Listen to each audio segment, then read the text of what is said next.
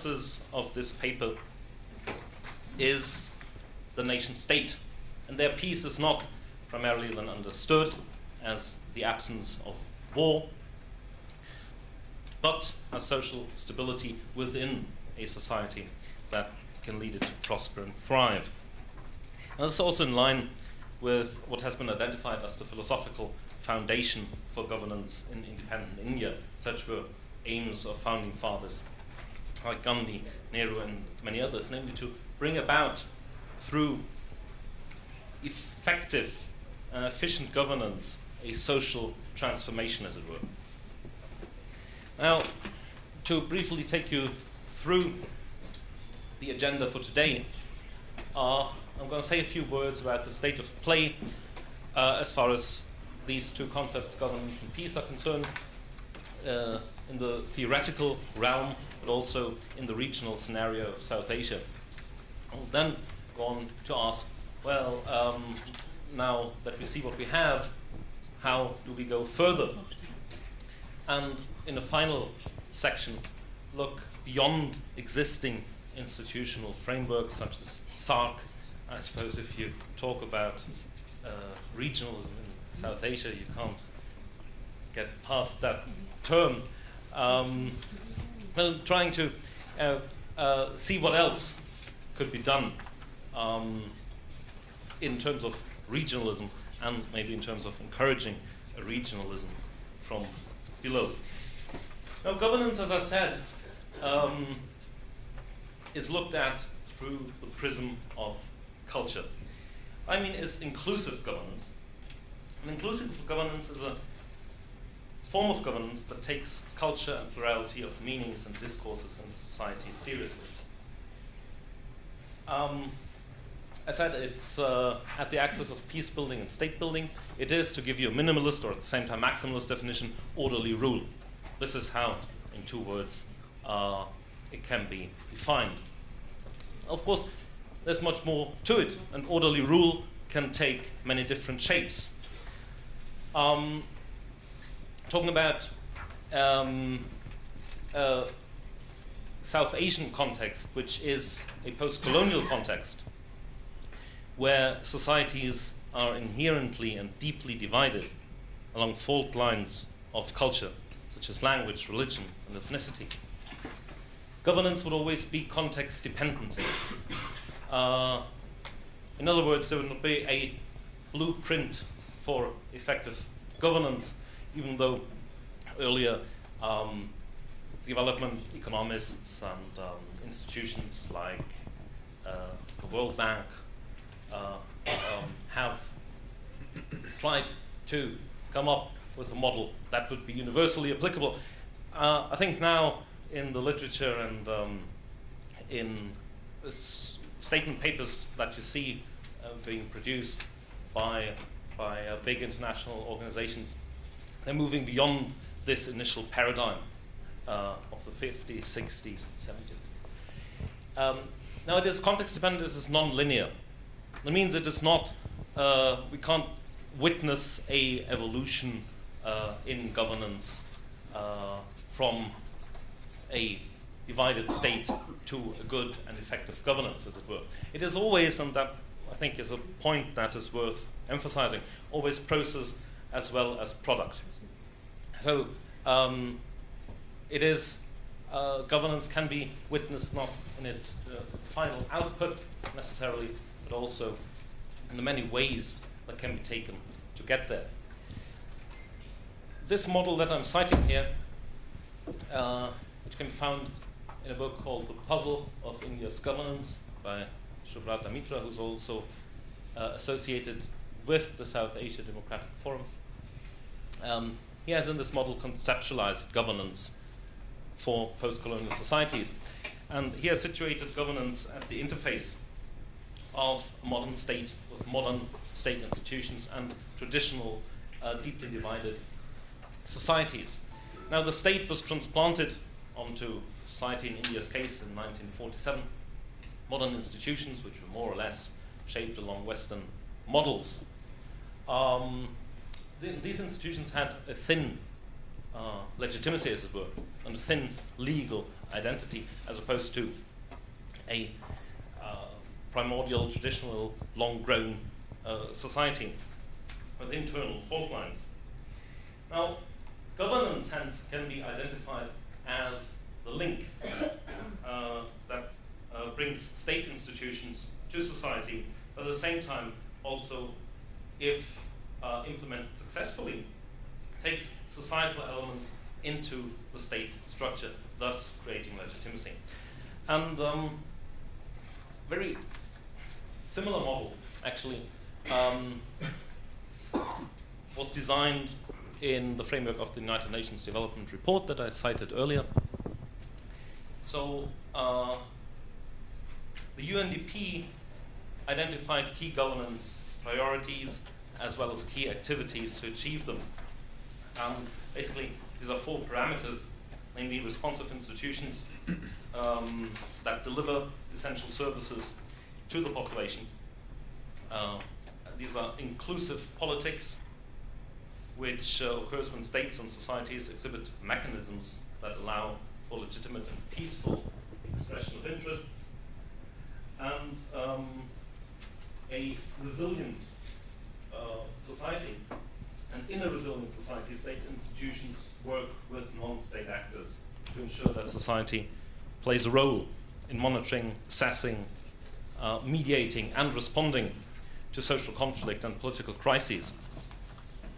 Partnerships, then, surrounding that, are partnerships essentially between state and non-state actors as a means of operationalizing the 3 parts: resilient society, responsive institutions, and inclusive politics. That's all leading to a social contract in Rousseau's sense. Now, this is as far as the theoretical outline is concerned. Now, if we move to the region of South Asia and see how these models are applicable, we would find that, of course, South Asia is shaped by strong asymmetries on both an inner state level and an intra-state level in between the various states.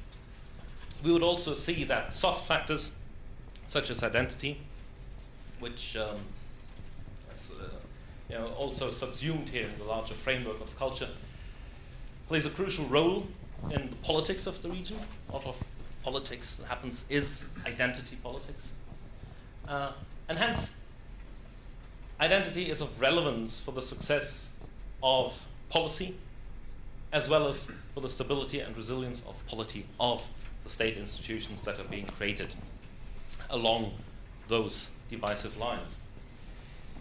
Now, if you read my paper, you would find a more detailed account of what India has done vis-à-vis Pakistan and Sri Lanka. It's there in print, so I won't repeat myself. In a nutshell, you'll see the failure on the part of political leaders, notably in Pakistan and Sri Lanka, to accommodate these warring identities. And the failure on the part of political actors to see that most politics is identity politics, and that it is not only instrumental, i.e. being a means to an end, but is actually primordial and is something that is more than just a strategic use. Now, I said I would talk a bit about SARC now moving beyond the nation state in the second step to get a larger framework, a larger picture. Now, SARC was founded, as you all know, in 1985, mainly out of economic and geopolitical interests. These were the leading pillars of SARC and are it to date. But increasingly in the recent years, the role of culture is more and more taken seriously. And we had, for instance, in 2003, the first ever meeting of the ministers of cultures of the 8 member states. We we have an agenda, a SARC agenda for culture, which was implemented in 2008, and which stresses that culture plays a crucial role on that side, a crucial role in promoting understanding and forging eventually a common identity for South Asia, unquote. The SARC Cultural Center was established in Sri Lanka in 2009, and most recently there is a SARC-founded South Asian University based in New Delhi. And this aims, again, a quote of the vision statement of the South Asian University, aims to provide for programs of study which have the potential to promote regional understanding, peace, and security. So bringing the different regional actors, the future elites of the region together is an endeavor that the SARC now actively pursues. However, and Dr. Wolf has mentioned that in the introduction, political iconography is one of my intellectual hobby horses, if you want to call it that. So I thought I'd bring you a picture, actually a snapshot of Times Now, a channel run by the Times of India group, announcing the meeting of Prime Minister Manmohan Singh and his then Pakistani counterpart, Gilani, in Maldives last year. That was on occasion of the SARC summit. Now, as you can see, political vision of bringing together a region which is inherently diverse, as in the case of South Asia, also requires political visualization. And now what you can see in this snapshot is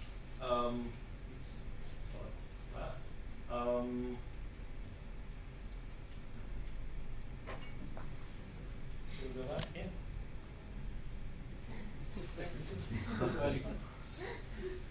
Go back a long way. Right. So what you see here is that the unity that SARC would like to emphasize is not quite expressed in the same way in the media narrative. So we have a SARC meeting, and that is largely the case in the coverage, in the press coverage of SARC events, I would argue, is boiled down to the two main players of the region, that is in that case India and Pakistan. And here in quite a sensationalist mode of depiction, of making these two heads of government not talk to each other, or not to each other, but past each other, and announcing these talks as the big meet in Maldives in a clash of the titans, as it were, narrative. Now, therefore, I would argue that if you talk about culture, if you try to build institutions that actually try to connect and forge a regional identity, which is considered to be so crucial for stability and regional cooperation, you also have to consider to rethink the mode in which the region is presented. Now, similarly, political vision is underlined by visualization. Visualization helps. SARC has a logo, which you can see on the left, and SARC also has a flag. You can see that here. This is an academic speaking occasion of the SARC Regional Conference in Sri Lanka earlier this year. So, as a suggestion or a point of discussion, I would argue, why is the SARC flag leading such a peripheral existence? Why is it not there in the same way that the flag of the European Union is there when, not only when heads of government of the European Union meet, but also when they address their own people and their own citizens. So the heads of government, leading politicians of the EU, would have the respective flag of their nation alongside the flag of the European Union. So it's details like these which could make a tremendous impact. And therefore, and this is this part, where to go from what we have, I would say a prime task is to strengthen the role of the media, and I'm basically only quoting analysts. This is a widely discussed subject. To strengthen the role of the media to develop a regional consciousness for South Asia, to emphasize uniting and unifying rather than dividing historical facts. We need to very precisely look at the crux of the problem, and the crux of the problem not only lies in history, but maybe more so in a specific reading of history. So inclusive governance, along the parameters that I have outlined initially, inclusive governance has to and should take into account the role of cultural memory, and cultural memory is then here understood as the sum of that which is remembered, sum of that which is forgotten, leading to that which is remembered in a certain way. That is the main point. Lastly, visualize unity rather than antagonism, drawing back on the media snapshot. So if we see what SARC can do, and SARC has certainly done a lot in the recent years, as the little timetable has shown you, and can even, in the second step, move beyond SARC and see what else needs to be done. Now, politics needs to certainly take into account the plurality of cultures that exist, not only in the region, but also internally on the nation-state level. Otherwise, governance in these deeply divided societies, which all of them are, will remain low. SARC is not a union of minds, right? That is maybe a problem SARC shares with other regional frameworks. And the great divisions and disparities within the region, I would say, because these are not addressed on a nation-state level, then of course hinders the implementation on a regional level. So there would, in my understanding, appear a need for a cohesive doctrine to provide a foundation for stability, for cooperation in South Asia, and we would have to ask the question whether institutional and extra-institutional frameworks can be combined in a third way, as it were. Thank you very much.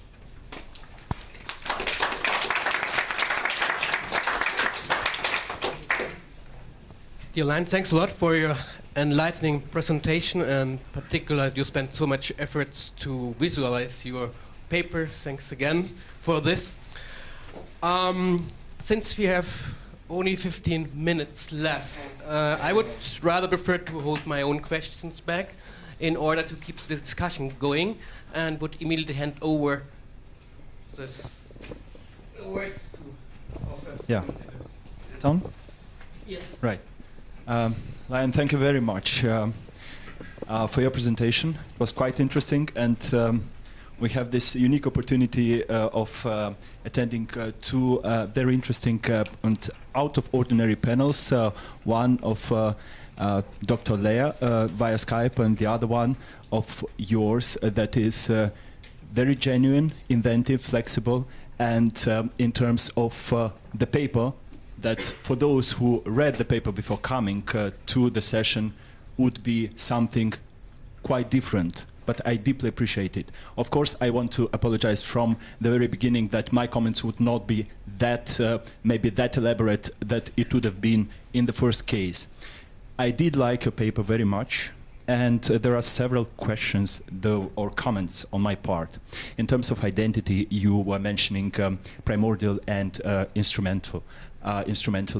What about constructivism? You just would like to comment on this. Then SARC as an institution that would provide the emergence of a common identity. Would you comment on bilateral relations in South Asia and as in South Asia Institute, Heidelberg, a big conference took place on trilateralism and triangular relations.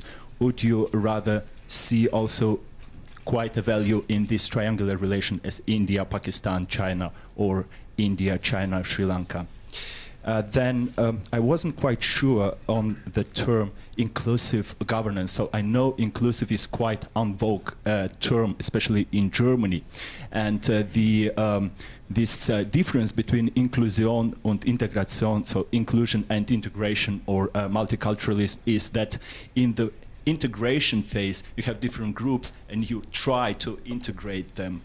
Inclusion means you do not have these different groups, you treat them equally, you do not discriminate against them, so you include all of them. So maybe I'm just misreading or misinterpreting. So what's inclusive governance in UNDP case? Otherwise, thank you very much for your presentation, and I pass the mic over to Marian. Thank you very much. Thank you, Lion, for your very insightful and interesting presentation, and also thank you for your paper, which of course is slightly different from what you presented, but nevertheless are tremendously valuable for the discussion. Please allow me to draw the attention to parts of the paper where you focused very extensively and specifically on the component of language as one of the constituting elements of culture. And I was wondering throughout the whole paper, and it came out in parts of the presentation as well, that one problem associated with the issue of integration and cooperation might become that not only the state, the nation state, but also the whole region might fall prey to an ever-rising demand for regionalism. I mean, in your paper, you strongly advocate the drawing of subnational units of administration along lines of language groups. Language is not the only component constituting culture. I mean, there is much more to this. And if you give in to all these demands, which in some cases are certainly overlapping, this could cause tremendous problems. And if you have these problems on the level of the nation state, it might even get more difficult to come together as a region in terms of SARC and finding a cohesive doctrine for South Asia, which you mentioned towards the end of your presentation. So my question would be, how, if so many cultures of different nations within the nation state have to be accommodated, can we then, in a regional framework like SARC, come to a cohesive and agreeable solution to the problems of integration? Thank you very much.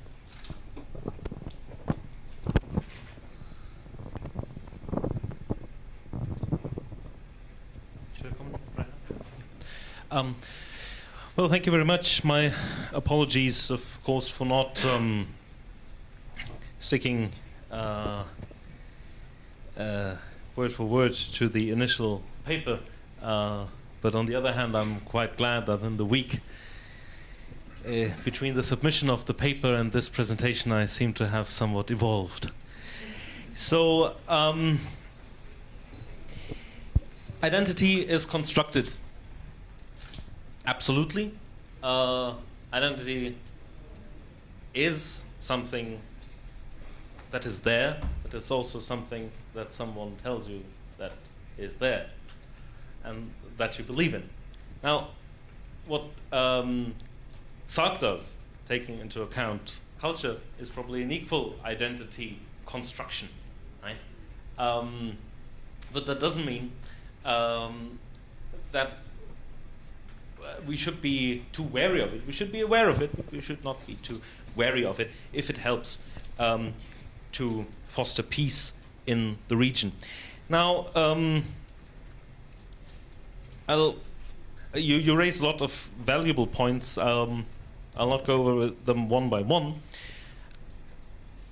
An important question to me appears to be, on what level should we talk? How many players should be included? Right? You raised this point of a triangular relationship. Now, I wouldn't see that as a good way forward, because inevitably you'll leave smaller states behind. And India, as the largest country, as economically the most important country in the region, will have to play a role in either way. That is what I think, right? Because of smaller, India will be there in any case for a success of this. That is my assumption. So I think we should not try to keep on changing institutional setups too drastically, but see what there is and what we can work with, what we have. Similarly, an important point that you raised, Marian, is the question, well, how much can a region or how much can a nation state take? How much difference can they give an institutional forum to? That is the question. India has continuously produced new states, new political federal entities, and people, observers in as well as outside the country, have been very wary of a disintegration of the Indian nation state. It will all fall apart if everyone does their own thing, and everyone demands their own state, not only on linguistic lines, but also in 2000 we've seen the creation of 3 new states, which had nothing to do with language, and now there is a demand for a state of Telangana. So how much more can it take? I will answer that question with referring to the example of Pakistan. Pakistan went the other way and said, we will not do that. We will not give in to regional demands on language or other grounds, and see what happened to Pakistan in 1971. India has become more diverse also in its political and federal setup, but it is still there. And Pakistan in its original form is not there anymore. So that would be my answer to that question. Thank you very much for this wonderful first round of discussion. I would like now to invite you all to address your questions. And who first how you manage this now?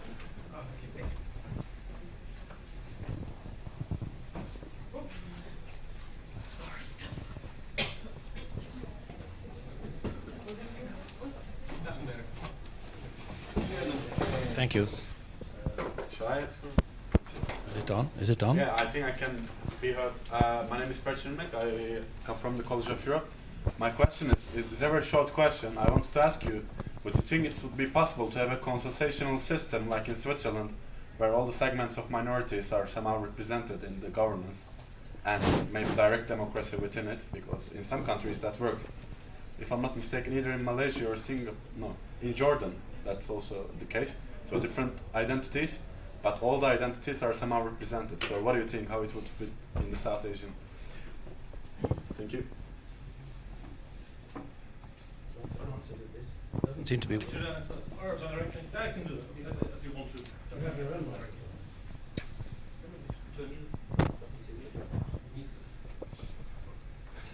All right. Doesn't seem to do much. Right? It's on. This is being live streamed, I understand. So to all those out there, they would be grateful if you used the mic. Now, I would say what you have suggested is already there. It is there in India's political setup. Not on a regional level, of course, because there's a very long way to go. But India could be a model, I think, not only for the neighboring states in South Asia, but also beyond the region. India, I've said that earlier, has done very well in accommodating diversity. Most communities, be they linguistic, ethnic, religious, are represented in political bodies. They do find a voice in the media. There is a huge and ever-growing media landscape. That is also a very important point, where members of these particular communities can run their own media, or will also be represented in larger nationwide media. And in that sense, I think you mentioned Southeast Asia or Jordan as an example. Also, people in Europe are increasingly looking towards the Indian model, see how the changing Western nation states can react, because they are now undergoing tremendous changes due to immigration, due to growing communities of other faiths, and talks are there of why not have also a Muslim personal law in Britain. Right? It was the Archbishop of Canterbury who actually suggested that a few years ago. Why not have that? India does it too. Every community would have their own separate sets of personal law, which would be parallel, which also sometimes be conflicting. It is not a mere success story, but it's there, it has been done, it can be done. And as far as direct democracy is concerned, well, Switzerland is, of course, a very good and a very bad example. It's a very good example because it works. It's also a very bad example because we have a very limited number of citizens, right? I mean, we're talking about 5 million as opposed to 1.2 billion in India. So I think there also we need to get the relations clear. There was another question there.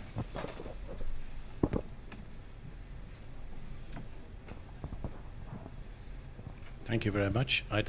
Is it working? My name is Dick Guppel from the European Institute for Asian Studies here in Brussels. On this cultural question, I don't personally think that cultural differences are going to be the major factor affecting regional cooperation in South Asia. They're important factors within a number of SAARC member countries.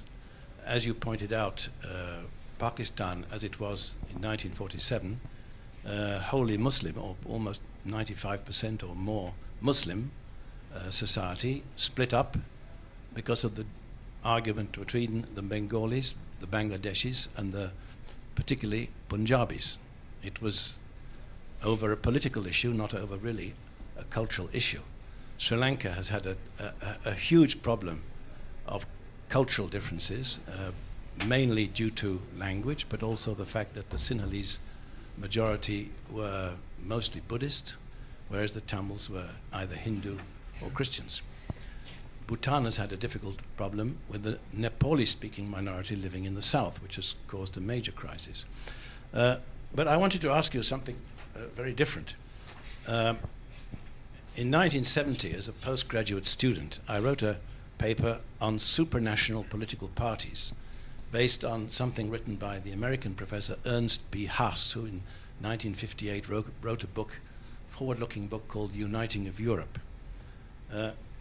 And the question was, how far could cooperation between political parties from different member states in the European Economic Community, as it then was, promote regional integration? European integration since the early 1950s was dominated by three main, what you might call, political families: the Christian Democrats, the Social Democrats, and the Liberal Democrats. From the 1980s onward, you could add in the Greens. Now, from 1976 to 1996, I was working as a political advisor in the European Parliament and saw this at close hand, what the cooperation between political parties could do. And you can see, for example, over the Single European Act, the Maastricht Treaty and so on, how cooperation between the political parties could overcome resistance of governments of member states, and most particularly diplomats, who tend to be the most conservative of all.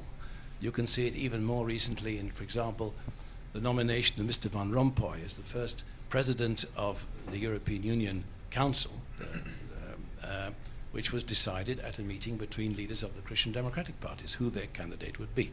Now, that being said, turning to South Asia, in 1992, there was the first meeting of SAARC speakers of member state parliaments. It occurred in July. And in the autumn, there was established the Association of SAARC Speakers and Parliamentarians. Yes, I'm coming to that. I'm coming to the question. In 1994, the charter was adopted. They've held 5 meetings of this association up to July 1911. At the 16th SAARC summit meeting in Bhutan, Thimphu, April 2011, a decision was taken to recommend the convening of a conclave of SAARC parliamentarians. At the 17th SAARC summit meeting in the Maldives, which you referred to, no mention was made of this. So I'm wondering if you could tell us whether you think interparliamentary cooperation within the SAARC countries could play a major role in some future time for aiding not only integration, but also helping to create better understanding of the cultural and political differences that exist. Now, in order for that to happen, first of all, you have to have stable democracies in the South Asian countries, which you have much more of now than 15, 20 years ago. And also, you have to have some possibility of parties, political parties from the different member states having something in common which could help them cooperate across borders. That's what I wanted to ask you, if you'd be kind enough to comment. Thank you. Thank you very much. I would like to have one question more, and then should be the last one.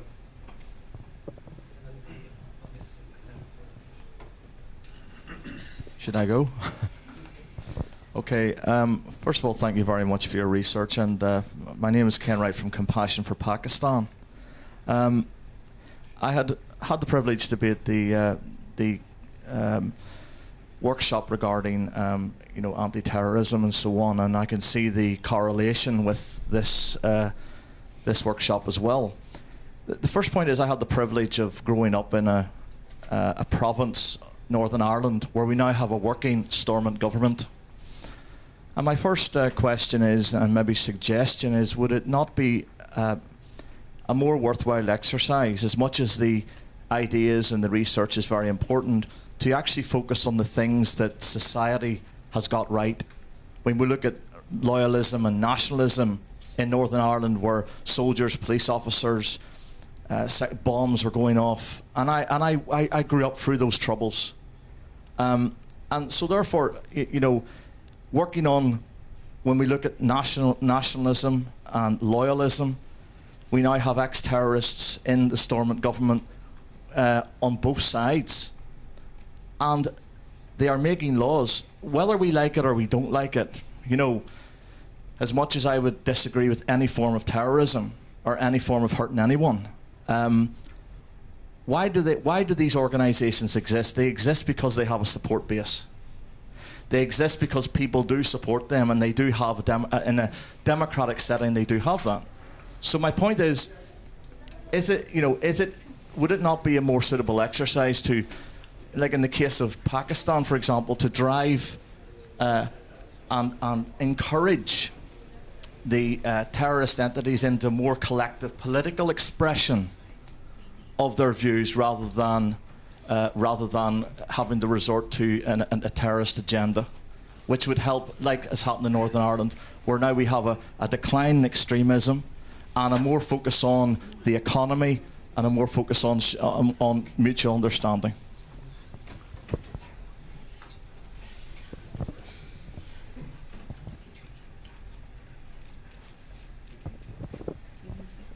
Thank you. Now, as nice as a picture it might be, SARC is not the EU, and the EU is not the SARC. This is always coming up. It's as misleading as the comparison between the United States of America and Europe. These are completely different things. When you look at political parties, we have to consider the fault lines along which these parties came into existence. Political party theory has shown that there are certain, they call cleavages, fault lines along which political parties in Europe came into existence. So these were, for instance, labor capital, this was urban rural, this was church or secular state. Now, I would argue that the cleavages in South Asia are different ones. I mean, you have the 3 M's for India: Mandal, Mandya, Market. These are the 3 internal lines along which Indian political parties were formed. Well, I would say that it's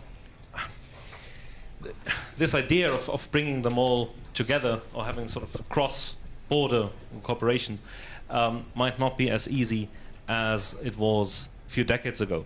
Earlier, India and Indian politics was the Indian National Congress. The Congress Party was an umbrella party and it was a catch-all party. Now we're seeing a rise of regional parties. And we see coalitions of the central government that have to enter coalitions with specific regional parties from different parts of the country. That I would say would hinder that idea, of bringing them together cross-state. But we can talk more about it. It is an interesting approach. I would be happy to learn more about it. Now, as far as the terrorism issue is concerned, you mentioned Northern Ireland. Similar ideas were mentioned with regard to Afghanistan. Can we talk with the Taliban? Can we enter into negotiations? Can you negotiate with people who work against the very idea of a balance? Now, the short answer to that big problem would be not to negotiate with terrorists, but create political and institutional conditions that prevent them from coming into existence and from thriving. Okay. Thank you.